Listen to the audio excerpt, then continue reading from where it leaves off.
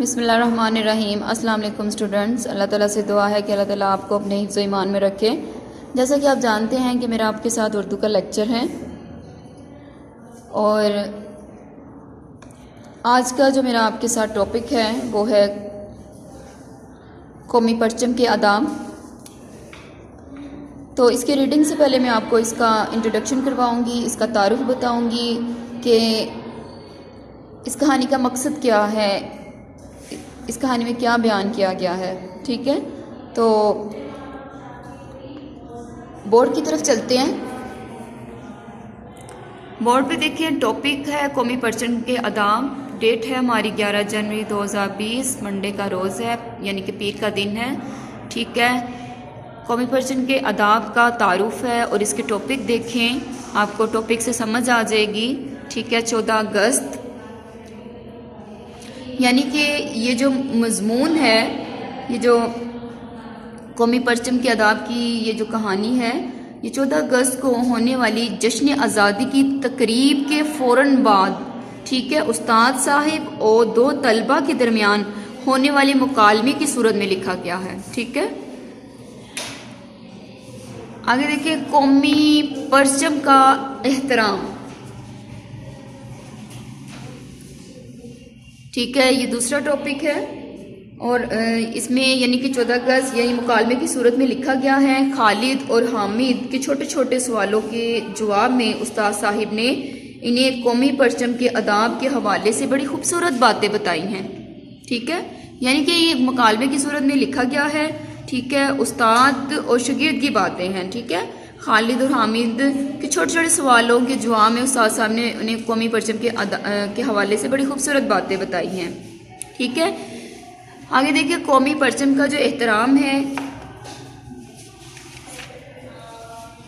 ये टॉपिक है हमारा और इसमें क्या बात है, क्या मतलब कौमी परचम हमारी आज़ादी, सालमियत और खुद मुख्तारी की अलामत है। ठीक है, इसलिए इस परचम का एहतराम हम सब पर लाजिम है। कौमी परचम के आदाब,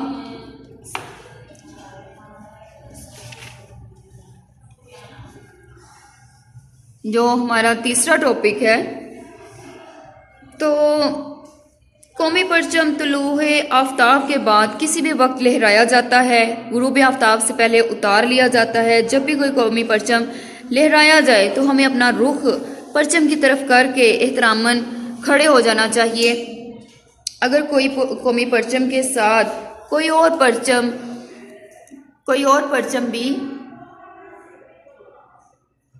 लहराना हो तो पाकिस्तानी परचम दाएं तरफ होना चाहिए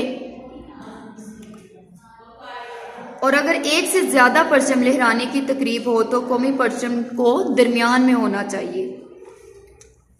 आमतौर पर दोनों में कौमी परचम को जगह जगह लहराना ठीक नहीं, इसे मुकर्रर वक़्त और ख़ास मौक़ों पर लहराया जाए। कौमी परचम उस वक़्त तक सरंगो नहीं करना चाहिए जब तक किसी ख़ास वजह से हुकूमत इसका ऐलान ना कर दे। ठीक है, आगे देखिए कौमी परचम का सरंगो होना, यानी कि अगर कोई कौमी सानिया रहनुमा हो, कोई बड़ा लीडर इंतकाल कर जाए या किसी दोस्त मुल्क का सरबराह फौत हो जाए तो इसके एहतराम अफसोस की खातिर परचम को कुछ देर के लिए सरंगो कर दिया जाता है। रंग और सितारा व हलाल,